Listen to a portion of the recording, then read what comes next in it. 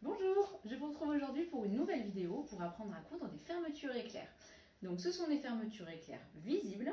Ça pourra vous aider si jamais vous êtes en train d'essayer de coudre une trousse, un sac, une trousse de toilette ou des choses comme ça. Ou peut-être que vous êtes en train de coudre les sacs cochins et vous voyez qu'on a besoin de savoir poser une fermeture éclair. Alors, sans plus attendre, on va voir dans cette vidéo les deux types de fermetures éclair qui vous seront le plus pratiques pour tout ce qui est confection d'accessoires. Les fermetures à dents nylon, ce sont des fermetures avec des dents relativement étroites, plutôt fines, contrairement à une comme ça par exemple, qui elle a des dents qui sont en métal. Elle pourrait aussi être en plastique, mais les dents, vous voyez, sont beaucoup plus larges et du coup on ne posera pas la fermeture éclair exactement de la même manière.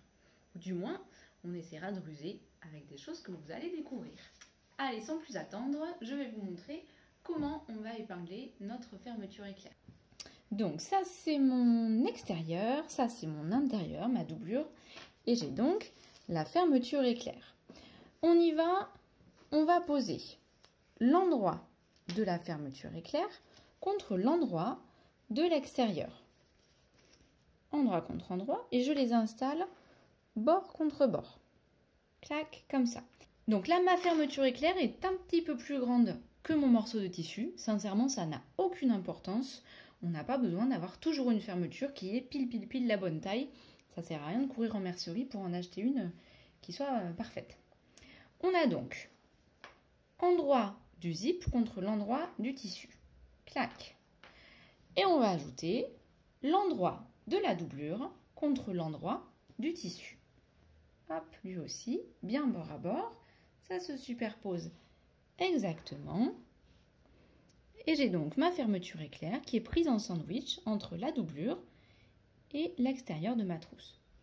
Pour épingler, et c'est sans doute là qu'est la clé de pas mal de la réussite de la pose d'une fermeture éclair, on va épingler d'abord d'un côté, tête vers le bas. Pourquoi tête vers le bas? Parce qu'on va venir coudre ici comme ça, et que si on a les têtes des épingles vers le bas, ce sera beaucoup plus facile à retirer. Pourquoi dans ce sens-là et pourquoi pas dans ce sens-là? Parce qu'une fermeture éclair, encore que celle-ci est assez large, mais si on avait posé par exemple la fermeture rose ici, ça aurait été beaucoup plus compliqué de pouvoir passer l'épingle. Ça aurait fait surtout une épaisseur, ça n'aurait pas été terrible. Donc tête vers le bas, je le fais d'abord tout en haut. Je le refais tout en bas en alignant bien mes tissus, toujours tête en bas. Et maintenant, je n'ai plus qu'à répartir les possibles vagues que je pourrais avoir. Alors oui, ces vagues, elles nous embêtent, mais il faut bien qu'on fasse avec. Quand j'ai des vagues, je me mets, hop, donc j'ai un côté, l'autre côté, je me mets au milieu. J'épingle au milieu, et encore au milieu. Bon là, ma pièce de tissu... Mes pièces de tissu sont relativement petites, donc on n'a pas besoin de trop épingler. Mais si, par exemple, vous êtes en train d'épingler le sac cochin, dans ce cas-là, vous aurez peut-être d'épingler beaucoup plus. Donc cette technique de faire d'un côté, de l'autre, au milieu, encore au milieu, et ainsi de suite, ça permet de bien aplanir son travail et d'avoir un résultat après qui n'aura pas de petites vagues. Là, on y est. Cette démarche, elle est la même que l'on ait une fermeture à grosses dents ou qu'on ait une fermeture à dents nylon un petit peu plus fine. Là, c'est la même chose. Allez, maintenant que j'ai épinglé, je vous remontre. On a bien tout bien installé comme ça. Pour coudre une fermeture éclair, il me faut un pied à fermeture éclair. Alors, vous allez me dire pourquoi? C'est parce qu'il nous faut pouvoir glisser le long de la fermeture éclair ici comme ça. Vous voyez, cette partie-là du pied, elle touche cette partie-là de la fermeture éclair. Et ça marche un petit peu comme un wagon sur un rail. On est guidé et la machine vient piquer pile ici dans le petit trou. Donc ça marche super bien sur des fermetures éclair qui sont étroites comme celle-ci. Donc sans plus attendre, on y va. On va changer le pied. On a un petit bouton ici à l'arrière qui permet de le décrocher. Ça dépend des modèles. On peut aussi avoir des modèles où il faut tirer un petit peu sur le pied pour le sortir. Notre pied à fermeture éclair, il a deux côtés. Soit je peux le mettre comme ça, et dans ce cas-là, je pique, ma fermeture éclair se retrouve à gauche. Soit au contraire, c'est l'inverse, c'est ma fermeture éclair, elle se retrouve sur la droite. Moi, vu comme j'ai épinglé, je veux bien sûr coudre avec ma fermeture éclair ici sur la gauche. Donc je vais attacher mon pied avec ici le petit crochet de gauche. C'est parti. Donc je m'installe. Hop, ici comme ça. On y va, on plante l'aiguille. Je peux retirer ma première épingle puisqu'elle ne me sert plus à rien. Petit point d'arrêt. Et là, on se rend compte. Que, en plus d'avoir le bord de mon pied à fermeture éclair qui est contre le bord de mon zip, je me retrouve aussi avec le bord de mon tissu contre le bord du pied de ce côté-là. Donc ça fait un double guide. On n'a pas à trop chercher, à vouloir à tout prix se rapprocher du bord de la fermeture. On est vraiment guidé. On désépingle tranquillou.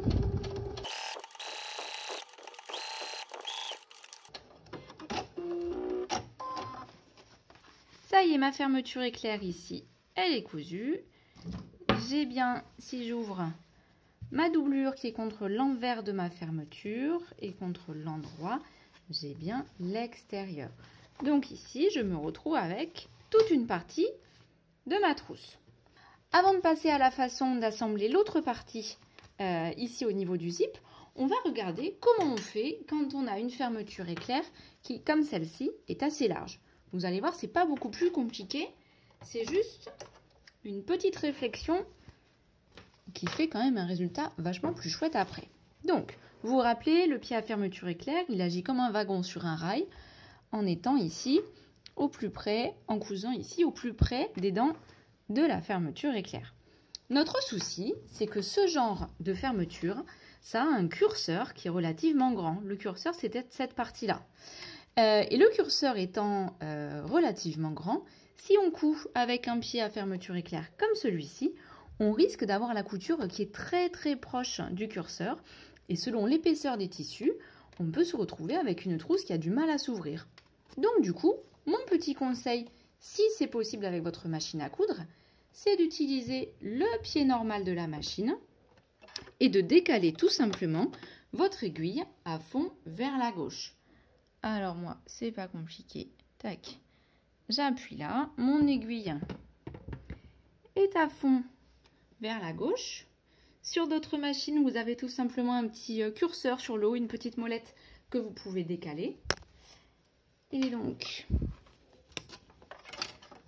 on y va comme ça. Hop. Et vous voyez que l'aiguille va venir piquer bien assez près de la fermeture éclair, mais pas trop près non plus. Et c'est vraiment pile ce que l'on veut.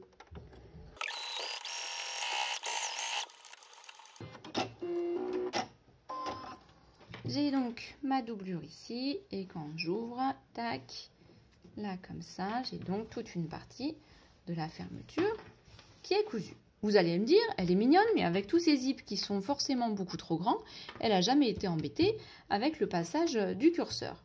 Très bien, on va faire un petit exemple comme ça vous saurez vraiment tout sur le zip. On va maintenant faire comme si on avait une fermeture éclair qui faisait vraiment la longueur de mon tissu ici. Dans ce cas-là, vous allez voir qu'on est très vite embêté par le curseur du zip. Surtout le mien, vu comme il est gros, il va vite nous embêter. La petite technique, c'est d'aller rouvrir ici, de retrouver sa fermeture éclair, d'ouvrir le curseur jusqu'à mi-hauteur et de commencer la couture.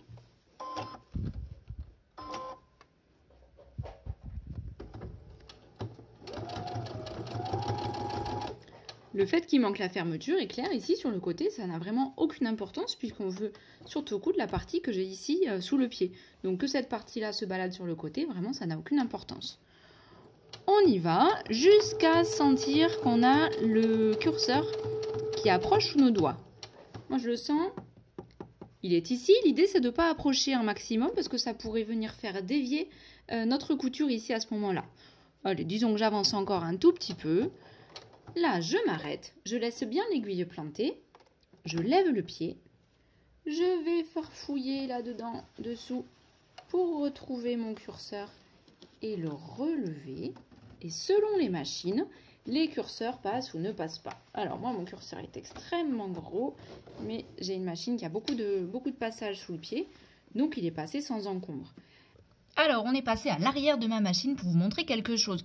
Quand on lève le pied, bon là le pied est baissé, quand on le lève c'est comme ça, et le pied a aussi une position encore supérieure, mais qui ne tient pas en place. Donc dans ce cas-là, il faudrait vous faire aider par quelqu'un ou avoir une troisième main qui vous permettrait de lever ici dans cette position maximale et de passer votre curseur plus tranquillement.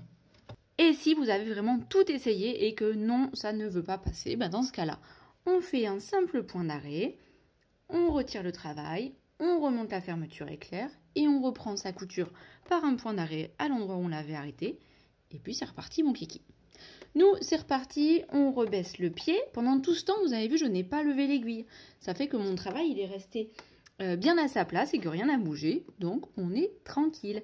Allez, je continue ça, je vous retrouve après. On s'est quitté, on était comme ça.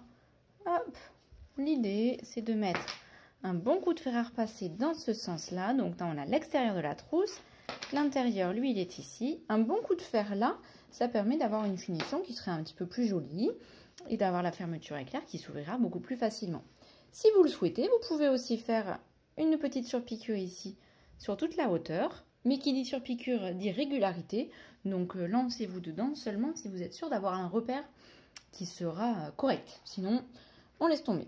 On continue, on va reprendre exactement la même logique. Parce que là, on a une partie de la fermeture qui est ici, l'autre partie de notre trousse qui est là, et pour l'instant, on ne peut pas mettre grand-chose dedans. Du coup, on reprend la petite logique de endroit de l'extérieur contre l'endroit de la fermeture éclair. Clac, comme ça. Et je mets aussi, je vais retourner pour que vous y voyez mieux, je mets aussi l'endroit de la doublure contre l'envers de la fermeture éclair. Et je me retrouve ici avec deux espèces de tubes, un qui est constitué seulement de la doublure et un autre qui est constitué du tissu extérieur. Je me remets comme ça pour épingler. Comme tout à l'heure, je vais faire attention à bien superposer mes morceaux de tissu avec mon zip et en plus à les superposer avec ce que j'ai déjà cousu. Je vous montre ce qu'il ne faut pas faire, ce serait de partir comme ça. Parce que là, de ce côté, on commencerait à coudre là et toute cette partie-là, elle serait perdue. Donc, on aligne bien tout ce petit monde et ce sera impec.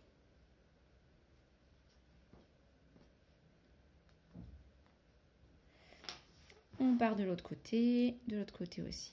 On épingle.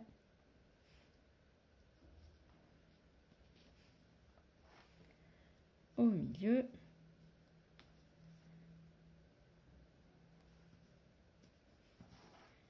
On a donc bien deux tubes ici qui se forment. Je vais venir recoudre, clac, ici, comme ça, on y va.